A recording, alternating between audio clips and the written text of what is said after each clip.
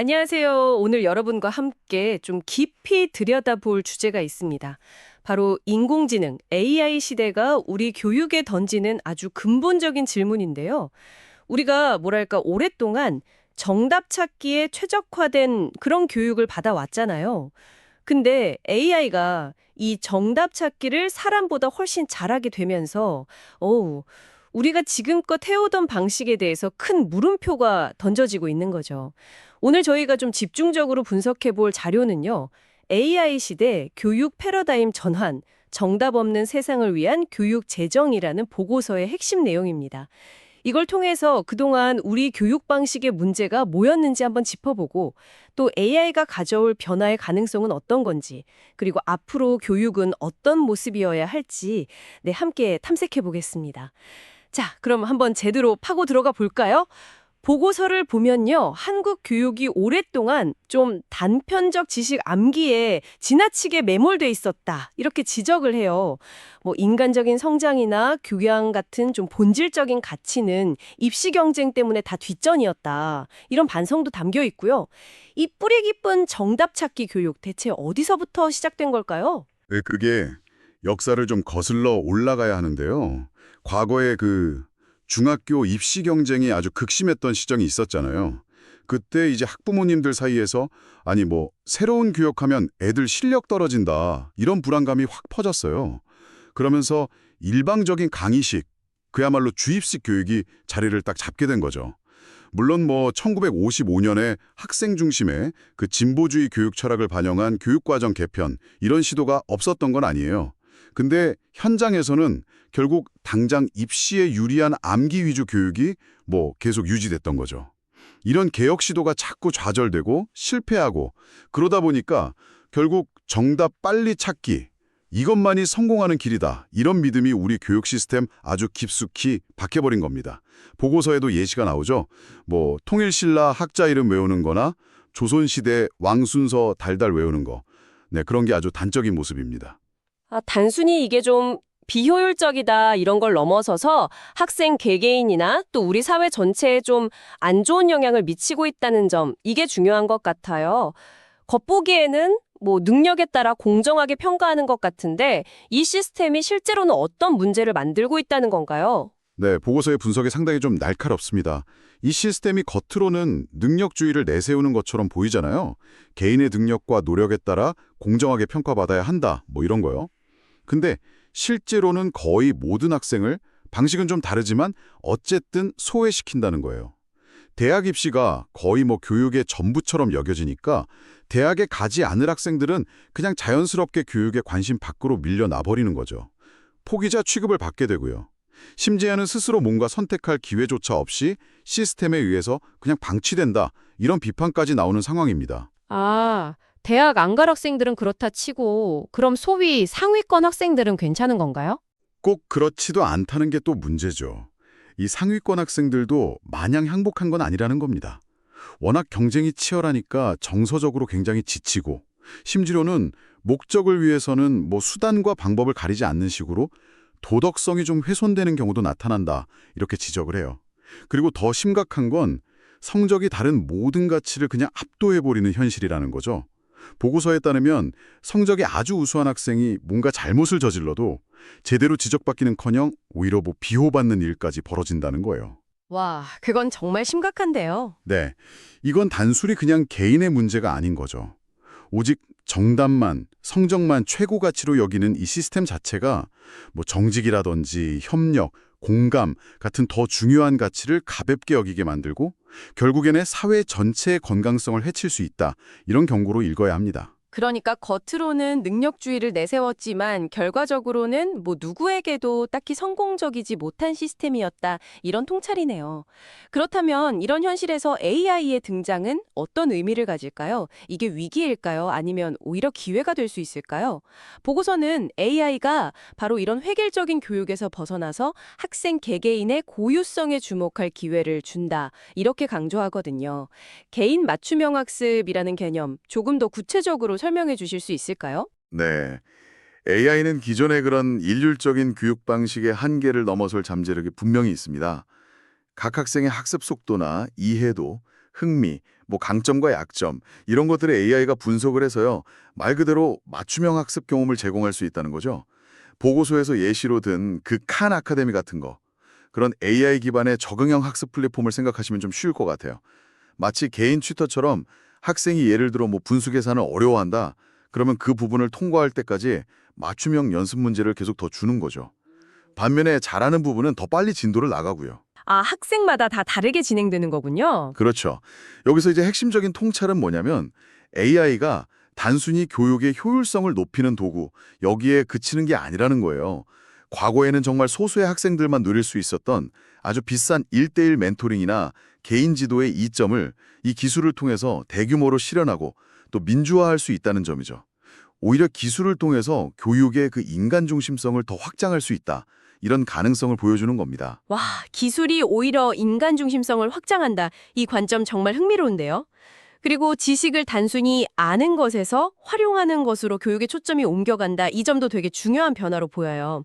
AI가 이런 변화는 또 어떻게 촉진할 수 있을까요? 맞습니다. AI가 이제 방대한 정보를 처리하고 분석하는 역할을 상당 부분 대신하게 되잖아요. 그러면서 우리 인간에게 중요한 능력의 종류 자체가 좀 달라지고 있습니다.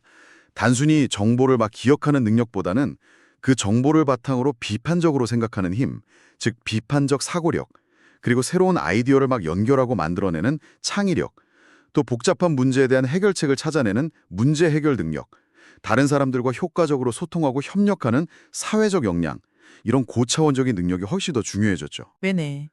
따라서 교육도 이제 단순 암기보다는 이런 능력을 키우는 방향으로 전환되어야 하는 거고요.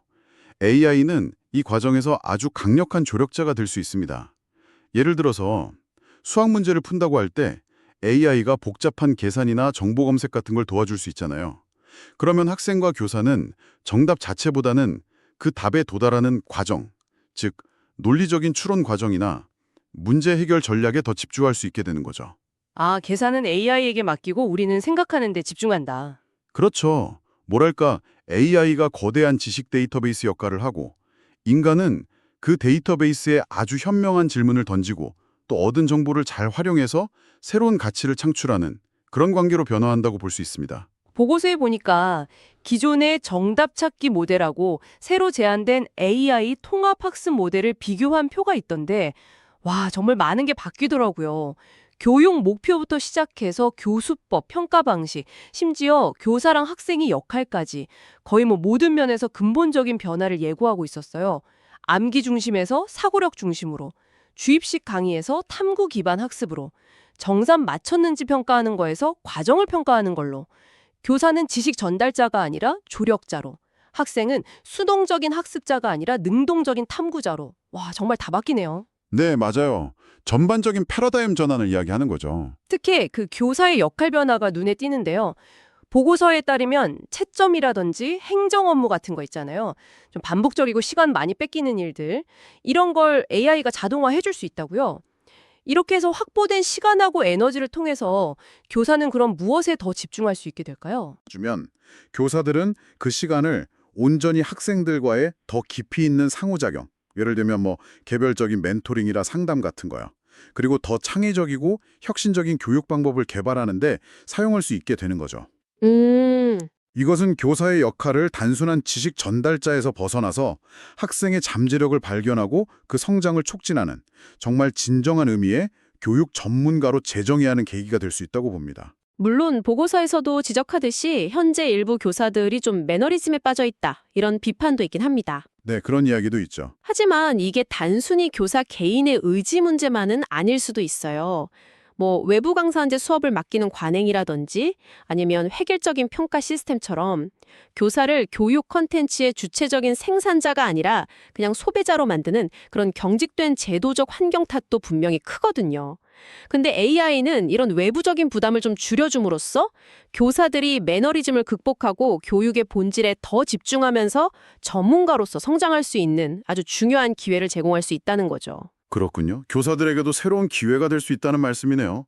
그렇다면 미래 사회에 필요한 인재를 길러내기 위해서 교육은 구체적으로 어떤 역량에 좀 집중해야 할까요? 보고서는 특히 호기심, 창의력, 비판적 사고 이 세 가지를 강조하던데요. 이런 역량은 대체 어떻게 키울 수 있는 걸까요? 네, 핵심은 그거 같아요. 학생들이 스스로 질문하고 탐구하고 분석하고 또 때로는 실패도 해보고 다시 시도하도록 장려하는 그런 학습 환경을 만드는 것. 일방적으로 지식을 막 전달하는 게 아니라 상호작용하고 참여하면서 배우게 하는 거죠. 여기서 근데 한 가지 꼭 짚고 넘어가야 할 점은 이런 고차원적인 사고 능력이 결코 탄탄한 기초 지식 없이는 길러질 수 없다는 사실입니다. 아, 기초 지식도 여전히 중요하다. 그럼요. 보고서 역시 비판적 사고의 필수 전제 조건으로 기초 지식의 중요성을 분명히 강조하고 있어요. 다만 그 기초 지식을 과거처럼 그냥 달달 외우는 게 목표가 되어서는 안 된다는 거죠. 대신에 그 지식을 복잡한 문제를 해결하고 창의적인 아이디어를 만들어내는 도구로서 어떻게 활용할 것인가, 이걸 배우는 데 초점을 맞춰야 한다는 겁니다. AI는 학생들이 이런 기초 지식을 좀 더 효율적으로 습득하는 데 도움을 줄 수 있고요. 교사는 그렇게 확보된 시간을 활용해서 학생들이 배운 지식을 바탕으로 더 깊이 사고하고 연결하고 응용하도록 이끄는 그런 고차원적인 활동을 설계하고 지도하는 데 집중할 수 있게 되는 거죠. 보고서에 보니까 이런 핵심 역량을 기르는 구체적인 방법들도 좀 제안되어 있더라고요. 예를 들어서 비판적 사고는 AI 챗봇하고 특정 주제에 대해서 찬반 토론을 벌이는 시뮬레이션을 한다거나 아니면 AI가 생성한 정보가 진짜인지 가짜인지 검증하는 팩트 체킹 프로젝트 같은 걸 해볼 수 있다고 하고요. 네, 재밌는 방법들이죠. 그리고 창의력은 뭐 AI 이미지 생성 도구 같은 걸 활용해서 아이디어를 시각화해 본다거나 아니면 정답이 딱 정해져 있지 않은 복잡한 문제 해결 프로젝트를 진행하는 방식으로 키울 수 있다고 제안해요. 또 AI 리터러시, 그러니까 AI를 잘 이해하고 비판적으로 활용하는 능력, 이거는 AI의 윤리적 문제에 대해서 토론을 하거나 AI 활용 가이드라인을 다 같이 만들어보는 활동으로 기를 수 있다고 하고요. 그렇죠. 그런 활동들이 중요하죠. 아, 그리고 감성지능 EQ 같은 사회적 역량은 AI가 대체할 수 없는 영역인데 이건 예를 들어서 둘씩 짝을 지어서 서로 질문하고 토론하며 배우는 유대인의 전통학습법 있잖아요. 하브루타 방식. 그런 활동이나 협업 프로젝트를 통해서 키울 수 있다고 보고요. 네, 협력하고 소통하는 경험 자체가 중요한 거죠. 근데 듣다 보니까 이런 접근 방식들이 어딘가 좀 익숙하게 들리기도 해요. 혹시 그 몬테소리 교육이나 핀란드 교육 같은 좀 선구적인 모델들 있잖아요. 거기서 강조했던 철학하고 좀 맞닿아 있는 것 같다는 생각도 드는데요. 아이의 주도성이나 잠재력을 믿고 준비된 환경을 제공해야 한다는 몬테소리 방식이라든지 학생들이 스스로 지식을 구성하도록 돕는 핀란드 교육 같은 거요. 근데 이런 좋은 모델들도 사실 뭐 개별화된 지원이나 소규모 학습 운영 같이 좀 현실적인 제약 때문에 널리 확산되기는 어려웠던 측면이 있잖아요. 네, 정확한 지적이십니다. 바로 그 지점에서 AI의 역할이 중요해지는 거죠. AI는 모든 학생에게 각자의 수준과 필요에 딱 맞는 맞춤형 학습 자료와 피드백을 제공할 수 있잖아요. 이걸 통해서 몬테소리가 그렇게 이상적으로 추구했던 개별 아이에게 최적화된 준비된 환경을 기술의 힘으로 대규모로 구현할 가능성을 열어준다는 겁니다. 와, 기술로 그걸 구현한다. 네. 즉 AI 통합학습은 단순히 뭐 새로운 기술을 교육에 적용한다? 이런 차원을 넘어서서요. 인류가 오랫동안 추구해왔지만 현실적인 한계 때문에 완전히 실현하기 어려웠던 진정한 의미의 학생 중심 교육, 개인 맞춤형 교육의 이상을 마침내 넓은 범위에서 실현할 수 있는 잠재력을 지닌다는 점에서 정말 중요한 역사적 의미를 갖는다고 볼 수 있습니다. 그렇군요. 정말 큰 의미가 있네요.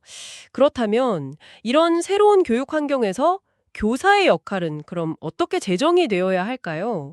지식 전달자가 아니라면 교사는 어떤 존재가 되어야 하는 건가요? 보고서는 교사가 더 이상 지식의 유일한 전달자가 아니라 학생들의 학습 경험을 설계하는 전문가이자 동시에 교육의 주체로서의 역할을 되찾아야 한다. 이렇게 강조합니다. AI가 결코 제공할 수 없는 것, 즉 학생 한 명 한 명에 대한 그 인간적인 관심과 사랑과 존중의 태도로 다가가서 그들 안에 있는 배움의 불씨를 지피는 역할, 여기에 집중해야 한다는 거죠. 배움의 불씨를 지핀다. 네, AI라는 강력한 도구를 활용은 하되 교육과정을 설계하고 최종적인 판단을 내리고 또 학생과 정서적으로 교감하는 것은 온전히 교사의 몫이라는 겁니다. 이를 위해서는 근데 교사들에게도 새로운 역량이 필요하겠죠. 단순히 뭐 AI 도구 사용법을 배우는 것을 넘어서서요.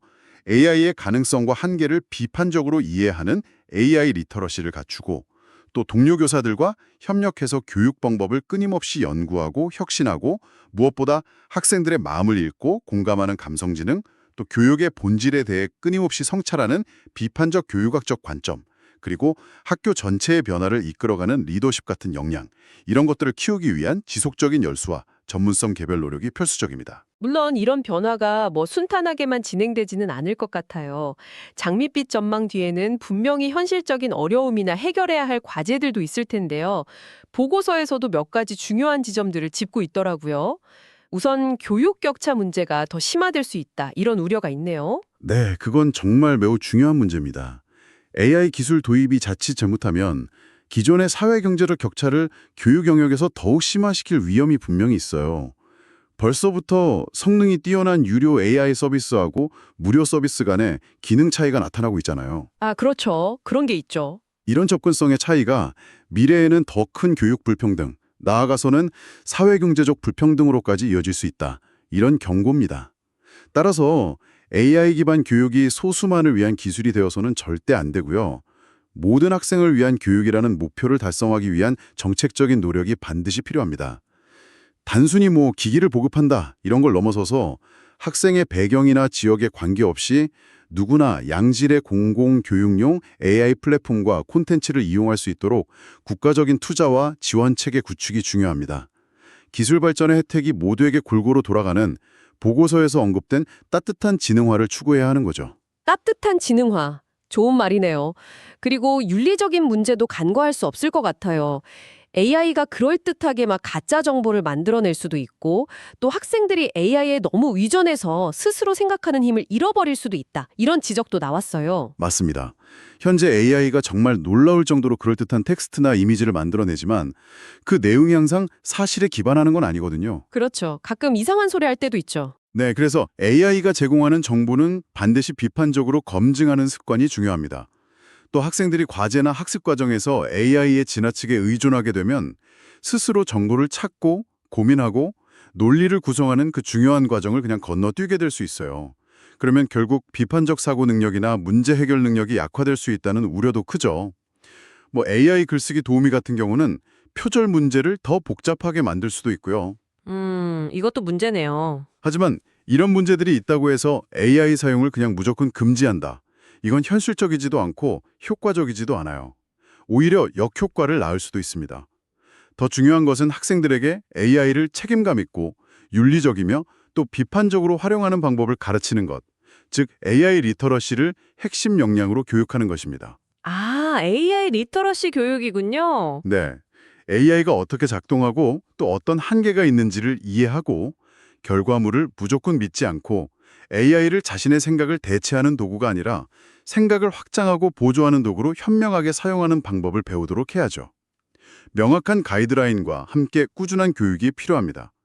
이건 기술 발전의 위협을 오히려 교육적인 기회로 전환하는 접근 방식이라고 할 수 있겠습니다. 마지막으로 교사들이 이런 혁신적인 시도들을 현장에서 좀 마음껏 펼칠 수 있도록 제도적인 뒷받침이 필요하다는 지적도 있었는데요. 이것도 참 중요해 보입니다. 아무리 좋은 기술이랑 교육 방법이 있어도 현장에서 실현되지 못하면 사실 의미가 없잖아요. 그렇습니다. 보고서는 교사들이 느끼는 소위 무기력이나 매너리즘이 단순히 개인적인 문제가 아니라 혁신보다는 현상 유지를 선호하고 또 동료 교사들과의 관계 속에서 새로운 시도를 좀 주저하게 만드는 그런 경직된 학교 문화와 제도적 환경 탓이 크다고 분석합니다. 예를 들어 다른 반에 피해주지 않게 비슷하게 하라는 그런 암묵적인 압력 같은 것들이죠. 아, 그런 게 있군요. 이런 분위기에서는 교사들이 열정을 가지고 새로운 교육을 시도하기가 참 어렵습니다. 따라서 성공적인 패러다임 전환을 위해서는 교사들에게 단순히 연수 기회를 제공하는 것만으로는 부족하고요. 교사들이 자율성과 전문성을 제대로 발휘할 수 있도록 교육 행정, 평가 방식, 승진 체계 등 제도 전반에 걸친 개혁이 필수적입니다. 혁신을 시도하는 교사들을 격려하고 지원하고 또 교육의 실질적인 권한과 책임을 다시 학교와 교실 안으로 가져오는 그런 근본적인 변화가 있어야만 AI 시대의 교육 혁신이 현장에 성공적으로 안착할 수 있을 겁니다. 네, 오늘 저희가 함께 살펴본 것처럼 과거의 정답 찾기식 교육 모델은 AI 시대에 더 이상 유효하지 않을 뿐만 아니라 오히려 많은 부작용을 낳았습니다. 하지만 동시에 AI의 등장은 학생 개개인에게 맞는 학습을 지원하고 또 교사가 교육의 본질에 더 집중할 수 있도록 돕는 등 우리 교육을 근본적으로 바꿀 수 있는 엄청난 기회를 제공하고 있는 것도 사실입니다. 자, 이 모든 논의가 지금 이 순간 여러분에게는 어떤 의미로 다가오시나요? 참 역설적이라는 생각이 들어요.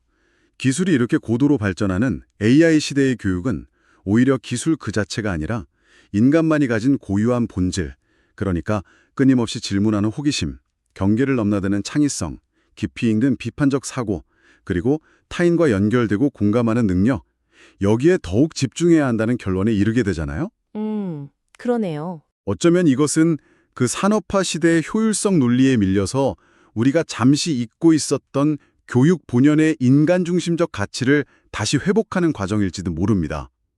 인간을 단순히 지식을 받아들이는 그런 수동적인 존재가 아니라 스스로 질문하고 탐구하면서 새로운 지혜와 가치를 창조하는 능동적인 존재로 다시 세우는 것, 새로운 인본주의 교육으로 나아가는 것이죠. 물론 이러한 변화는 교육 당국, 교사, 학부모, 학생, 그리고 우리 사회 전체가 함께 비전을 공유하고 구체적인 실천에 나설 때 비로소 가능할 것입니다. 마지막으로 여러분께 생각할 거리를 하나 던져드리고 싶습니다. 오늘 저희가 살펴본 보고서는 우리가 변화하지 않으면 생존할 수 없다, 이런 좀 절박한 상황에 놓여 있다고 경고합니다.